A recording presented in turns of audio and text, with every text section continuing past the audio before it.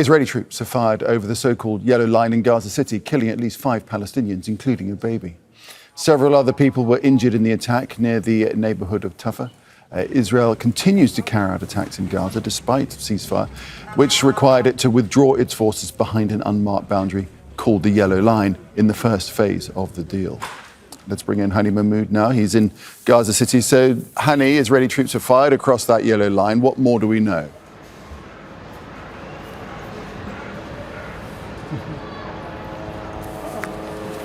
Well, Nick, this is one of many of the violations over the past 2 months, a little over 2 months since the beginning of the ceasefire, close to 650 violations of the ceasefire since its beginning. But what happened last night, or early evenings of last night, what we know at this hour, that the Israeli military tanks fired shells at a school housing displaced families inside. The school is located at in the northern part of Gaza City, close to Salah ad-Din Road, on the edges of a Tuffah neighborhood. Local sources inside the school, the director of the shelter, because the school has turned into a shelter for displaced families, informed us that the tank shells were fired at the second floor of the school while families had gathered for a wedding. So far, we're looking at 6 people who were killed in the attacks, including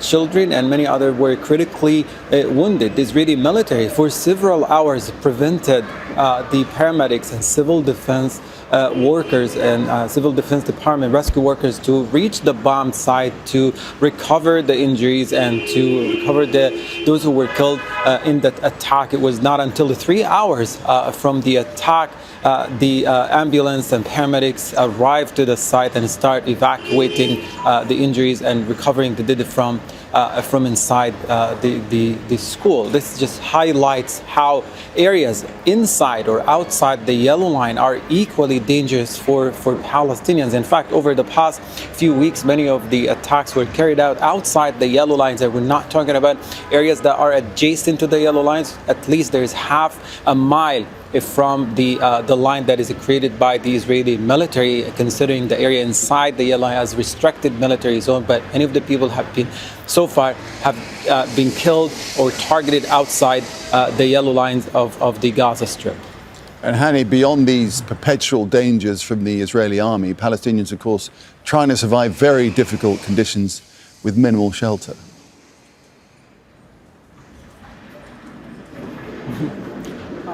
Absolutely, and there are we're seeing this happening every day. It keeps unfolding in a very tragic way. Even those who survived the bombardment for the past 2 years, our daily life for them is a struggle to survive. Many of the people are still inside damaged buildings, makeshift shelters that are already unsuitable, not proper, not safe for people to stay in. Many of the schools have been severely damaged or severely destroyed by the Israeli military. Many of the buildings are near collapse, and at this time, particularly of the year, with the winter season and temperatures dropping into very, very cold degrees at night with no protection. In fact, little protection is available for people. No blankets, no proper insulation, no proper tents for people to stay in. In addition, that there's no basic necessities available for them. What's available in the market right now, it's beyond many of the people's financial capabilities. They don't have the financial capability to afford the skyrocketing prices for many of the basic necessities. And the reason for that is the Israeli military applies this, what it described as commercial coordination, to allow these commercial trucks into the Gaza Strip, and it ends up for many of the people here to pay higher prices in order to afford these items. And at this time, everyone is equally below the poverty line and not making enough money in order to afford the high living cost as a result of what's going on. So it's already difficult for a lot of people here, even if we consider that they survived the bombardment. Daily life is still a hardship for them. Yeah, so many challenges to simply exist in Gaza. Hani Mahmoud in Gaza City, thank you. Don't miss out, get the full picture. Subscribe to Al Jazeera for reliable news and expert insights. Like, share, stay ahead.